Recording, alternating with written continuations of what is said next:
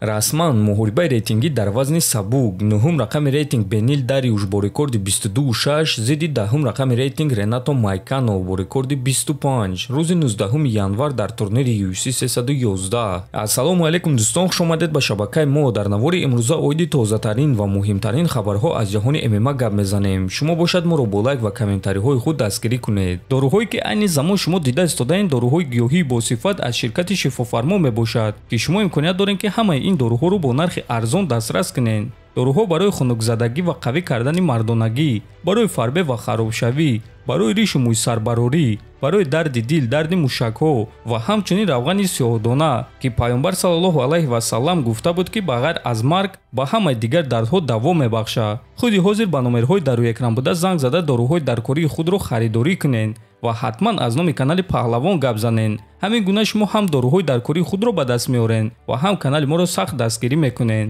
чанд соат пеш пресс-конференсия ва аввалин муҳорибаи рӯбарӯи иштирокчиёни турнири UFC 311 баргузор гардид. биёед тамошо мекунем.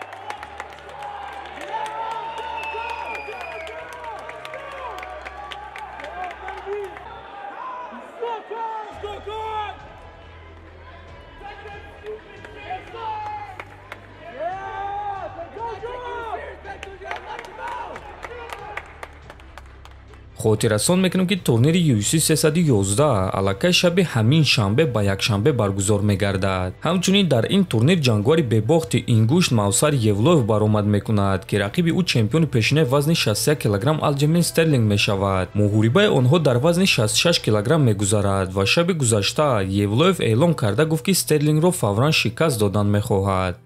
ҳама оиди финиш гап мезананд. хуб, агар ба шумо финиш дар кор бошад, пас кӯшиш кунед ки маро фавран шикаст диҳед. фикр мекунам ки дар муҳориба зидди Стерлинг ма ягон кор мекунам. мо қариб як сол шуд ки омода шуда истодаем. баъди охирон муҳорибаи ман ки моҳи январ гузашта буд ва Стерлинг хеле мувофиқ аст барои коре ки ман кардан мехоҳам. агар ки баъди ин муҳориба ба ман муҳорибаи унвонӣ надиҳанд, пас илтимос ба ман ягон рақиб баъди 2 моҳ диҳед. чунки ман аллакай 30 солаам, ман бояд ки зуд муҳориба гузаронам. лекин чанд соли охир ман кам баромад карда истодам. Диего Лопес, Александр Волкановский, Макс Холлоуэй фарқ надорад ки кадоме аз онҳо, гуфтааст Мавсар. бояд қайд кард ки Мавсар рекорди бебохт 18-0 дорад. дар UFC бошад 8 ғалабаи пайдарҳам дорад, лекин ҳамаи ғалабаҳои худро бо қарори доваро ба даст овардааст. аз ҳамин сабаб ташкилот ба ӯ муҳорибаи унвонӣ надода истоданд, чӣ гуна ки дар вақташ бо Билол Муҳаммад рафтор карда буданд. акнун шаби шанбе ба якшанбе Мавсар Евлоев имконияти хуб дорад ки дар муҳориба зидди Алҷемин Стерлинг эълони калон кунад ва мо ба ӯ бурдборӣ хоҳонем. дӯстон, хабари фаврӣ ва расмӣ. Дана Вайт дар турнири Zombie Fight Night ки Доробшон Наботов баромад мекунад иштирок карда наметавонад. оиди ин чиз худи ташкилоти Zombie Fight Night расман эълон карда чунин суханҳо навиштанд.